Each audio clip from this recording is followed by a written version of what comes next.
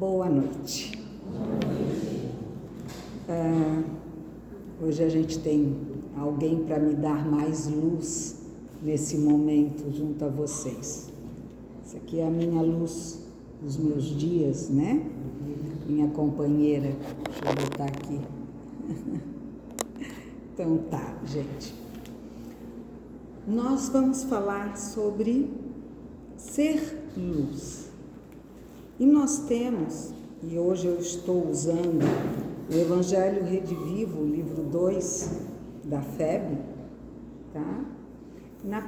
No capítulo do tema 18, que fala sobre o Sermão da Montanha, onde Jesus nos fala em ser o sal da terra e a luz do mundo.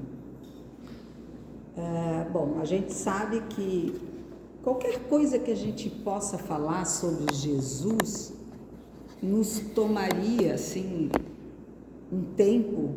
Aliás, não há um tempo limite para se falar em Jesus, em seus ensinamentos e exemplos, né? Então, como tudo é muito vasto, nós vamos ficar hoje falando sobre ser luz. Por quê?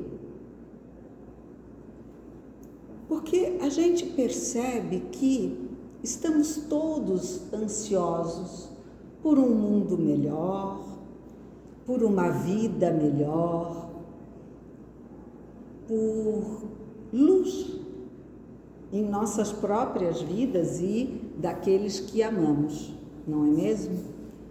Porém, nós também percebemos que o medo, as angústias, elas têm nos impedido de sermos luz.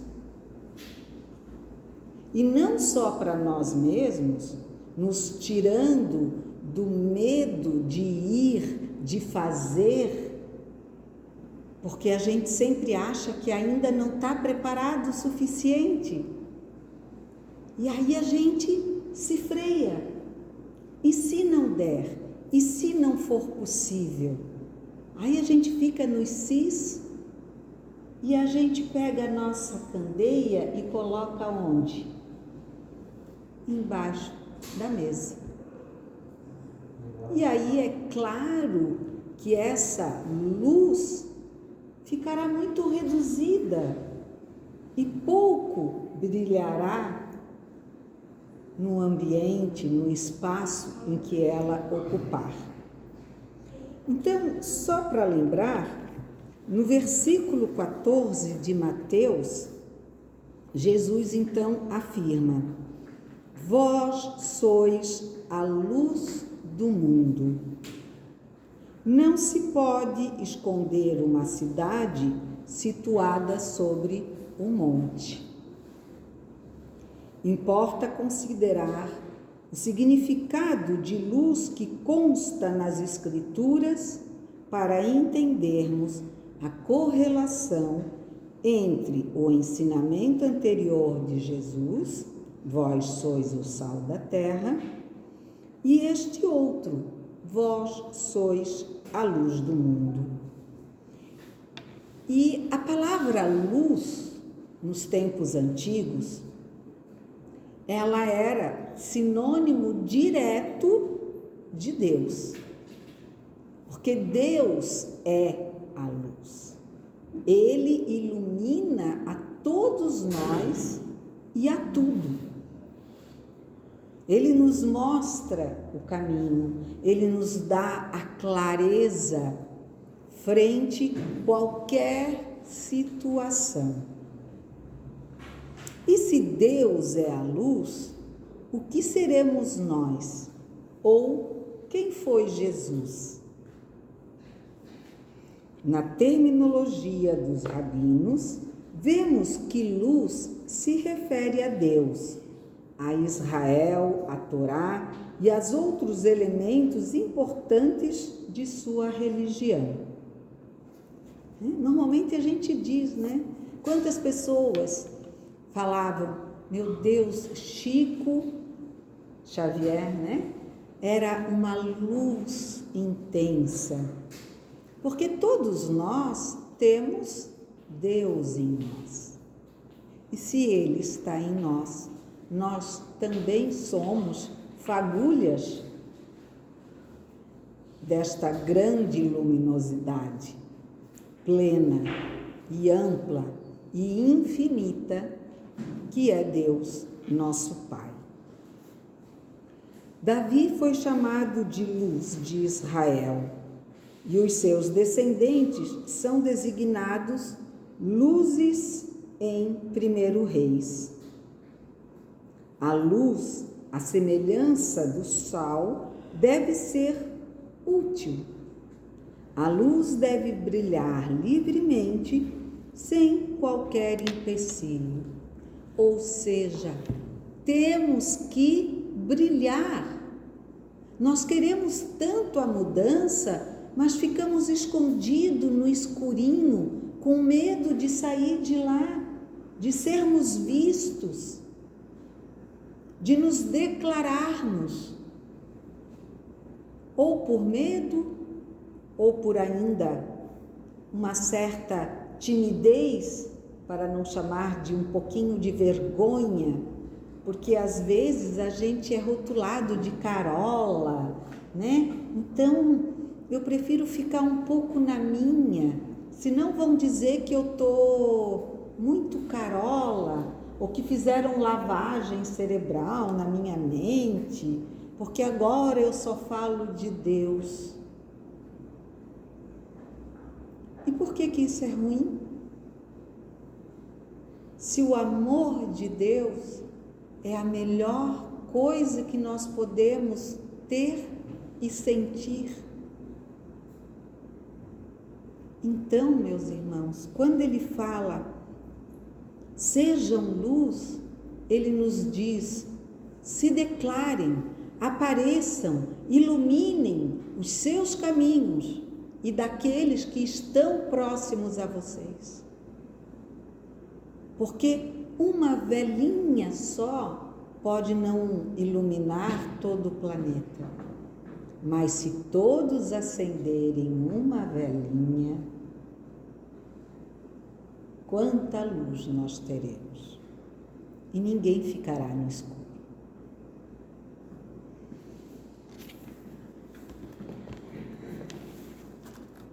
Jesus, o Cristo, é a verdadeira luz que ilumina todo homem. Está em João 1:9. Os crentes, nós que cremos em Deus e em Jesus Cristo, somos luzes secundárias. Paulo diz que somos luzeiros. Alguém já pegou neblina na estrada? Aí existe um recado que colocam nas BRs dizendo assim, quando houver neblina, use luz baixa. Quer dizer, quando está tudo meio fora de foco, basta a gente usar a nossa luzinha, ou seja, o nosso grão de mostarda de fé, aquele que é muito pequenininho, para que consigamos caminhar mesmo no meio daquela neblina. Às vezes a gente fica esperando, né? Não, ainda não, eu não tenho, o meu pavio é muito curtinho, a minha luz é muito fraquinha. Eu tenho que esperar ela crescer para poder fazer alguma coisa. Mal eu dou conta de mim, quem dera ajudar a iluminar o outro. Mas é por isso mesmo que você tem que se unir ao outro. Para que o outro, também com a sua luzinha, possa juntar a dele e a sua. E os dois terão um clarão muito melhor. e estarão se ajudando mutuamente. É possível que sejamos assolados pelo sentimento de impotência perante a grandiosa tarefa de nos transformarmos em luzeiros ou refletirmos a luz do Cristo. É claro, como que não, né? Porque a gente ainda tem muito esse complexo de inferioridade.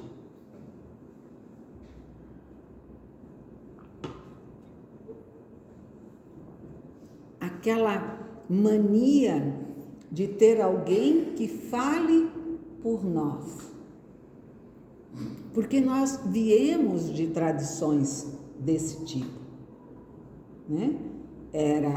Na Igreja Católica é o padre, do padre o bispo, arcebispo e assim sucessivamente, né?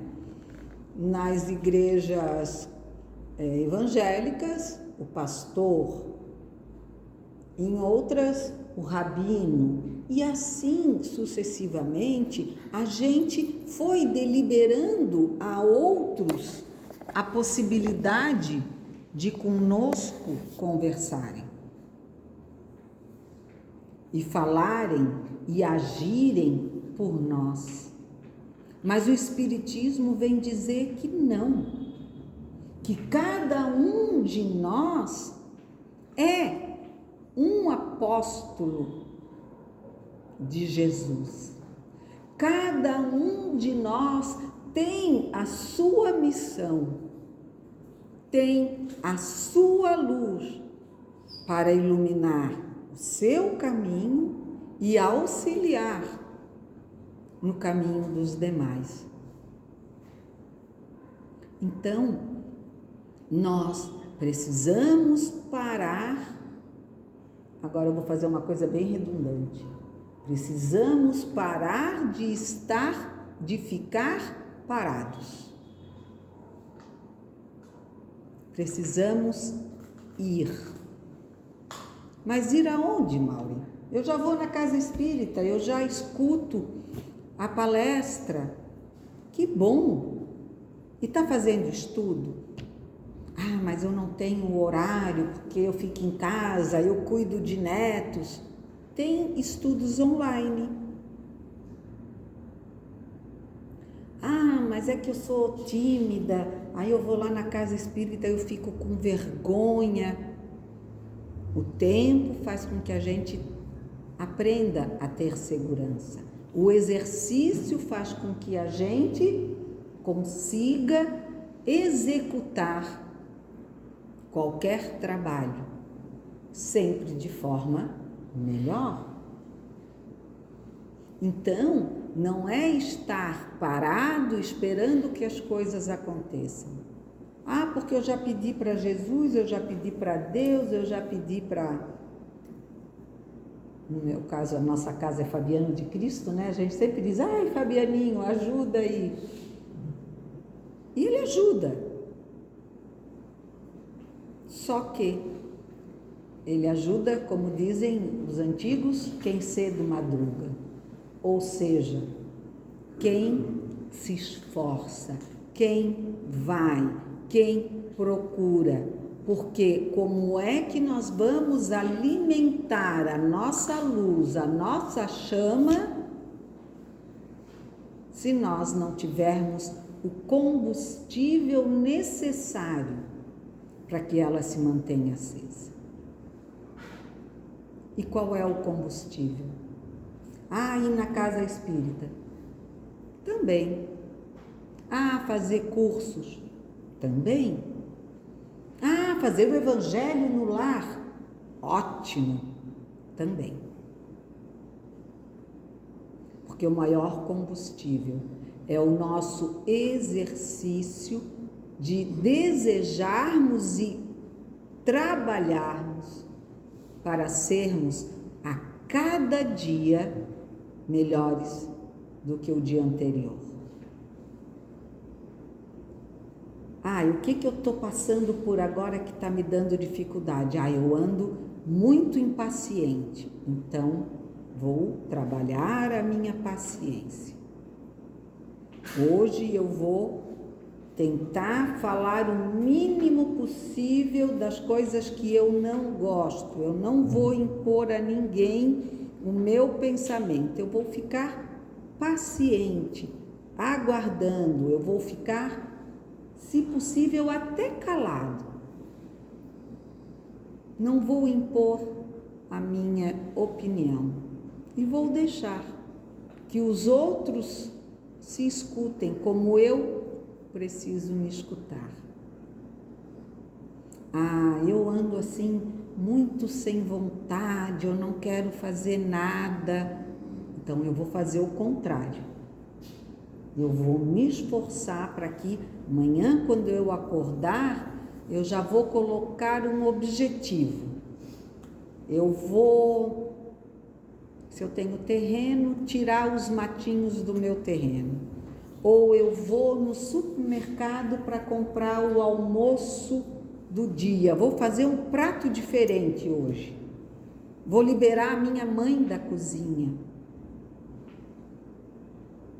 Seja o que for. Vou cuidar um pouco do meu sobrinho para minha irmã que está sobrecarregada. Tudo isso é o alimento para a nossa luz. É o combustível, porque cada vez que a gente faz e procura fazer o ato de amor, o ato de transformação para sermos cada dia melhores, nós alimentamos essa chama que cresce e cresce cada vez mais. Quem me segue não andará nas trevas, mas terá a luz da vida. Está em João, capítulo 8, versículo 12. Por que temos medo do escuro ainda? Ou seja, por que temos medo de ir e proclamar aquilo em que acreditamos? Por que ainda temos que beber com os amigos, porque senão a gente vai estar fora da rodinha? Por que temos que rir da piadinha sem graça e até malvada do outro para continuar a ser amiguinho? Por que não podemos jeitosamente simplesmente calar? Não é para dizer, não gostei da piada, eu não quero mais beber porque agora eu mudei. Não, você não precisa falar nada para ninguém. Você pode ir na rodinha, tomar água, tomar suco, tomar refri. Você não precisa dar satisfação para ninguém daquilo que você está tomando, e se tomar também, cada um com seu momento. Mas no sentido de faça por você, mas não porque se você for diferente, você vai perder os amigos. Porque verdadeiros amigos não se perde, apenas se ganha. Quem realmente me quer como eu sou e como eu estou. Do contrário, não queira mal a ninguém, mas entenda que o momento em que você necessitava estar com aquelas pessoas, talvez agora precise ser ocupado com outras atividades, com outras pessoas, talvez, ou, e principalmente, quem sabe você tenha que se esforçar mais ainda para estar entre esses e mostrar-lhes que você é capaz de rir, de brincar, sem precisar tomar um porre, sem precisar contar piadas que denigrem a nós mesmos ou aos nossos irmãos, e assim sucessivamente.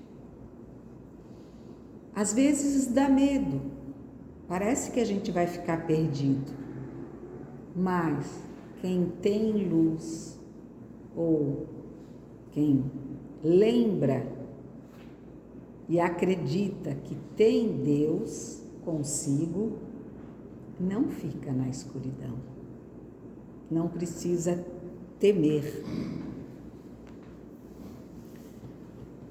Apenas Jesus é elevado suficiente para brilhar a luz divina em nosso meio, agindo sobre a inspiração direta do Criador, conforme Kardec nos fala.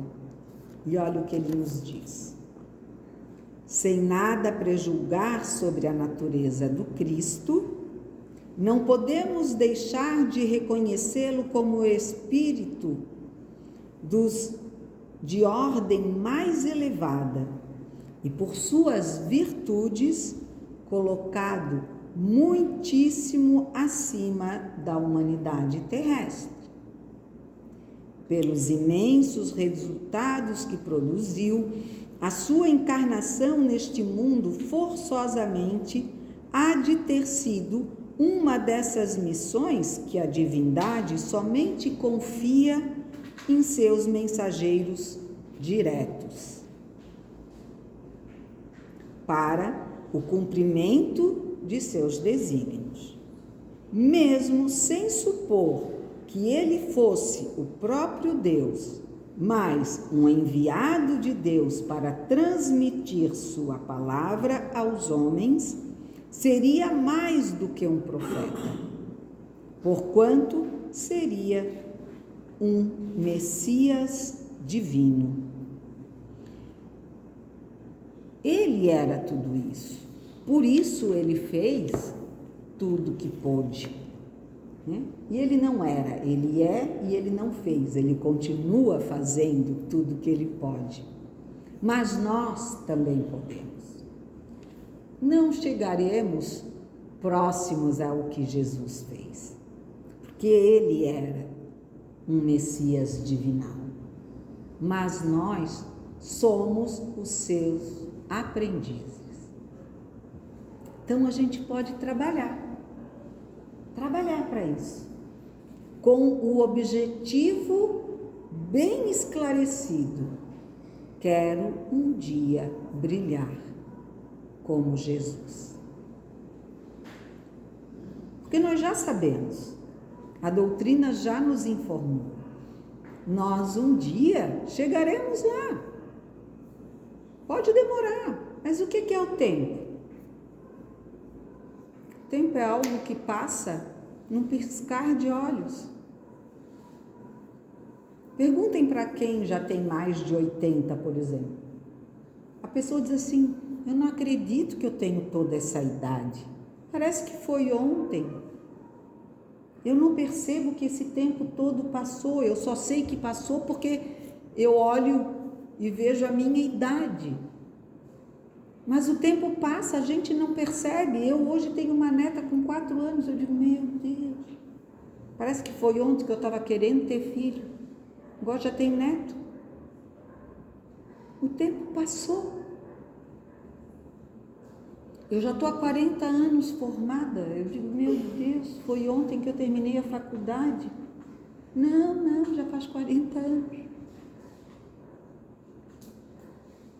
O tempo, ele se vai. Essa viagem que a gente faz aqui no planeta, essa escola que a gente vem, que a gente é inscrito no nascimento terreno, ela é uma passagem da nossa vida. Ela não é nada. Ela é uma vírgula no espaço de todas as nossas vivências. Nós teremos milhões de anos. E quando parece que é muito, se a gente soubesse o quanto a gente já viveu, qual é a nossa verdadeira idade. E algum de nós aqui se sente um idoso com mais de 1000 anos? A gente nem tem noção do que é ter 1000 anos. Não no plano físico, não é? O mestre não prometeu claridade à senda dos que apenas falam e creem. Assinou, no entanto, real compromisso de assistência contínua aos discípulos que o seguem. Nesse passo, é importante considerar que Jesus não se reporta a lâmpadas de natureza física, cujas irradiações ferem os olhos orgânicos. Assegurou a doação de luz da vida. Quem efetivamente se dispõe a acompanhá-lo não encontrará tempo a gastar com exames particularizados de nuvens negras e espessas, porque sentirá a claridade eterna dentro de si. Olha que bênção! Como é bom! Como isso nos fortalece! Se nós realmente conseguirmos beber dessa clareza, de tudo que Jesus nos deixou, dessa luz que jamais se apaga. E sendo assim, não há nuvem escura que nos perturbe, porque nós teremos sempre uma vela acesa para que não fiquemos totalmente na escuridão. Quando fizeres, pois, o costumeiro balanço de tua fé, repara com honestidade imparcial se estás falando apenas do Cristo ou se procuras seguir-lhe os passos no caminho oculto. E aí é que a coisa pega, né? Porque vir aqui falar é muito fácil. Principalmente quando tem obras assim que a gente se baseia e aí fala o que eles falam. A gente até se redime um pouco, né? Não é a Maureen, é o que está nas escrituras. Então, mas não basta só falar. Eu preciso do meu exercício contínuo, alimentando a minha luz. Porque senão eu estarei aqui apenas jogando palavras e não me iluminando para que eu consiga realmente ver o que eu preciso e nem transmitir a vocês o que é necessário. Às vezes a gente pensa, né? Como Paulo suportou todas as adversidades de sua vida, né? Todas as dificuldades, por exemplo.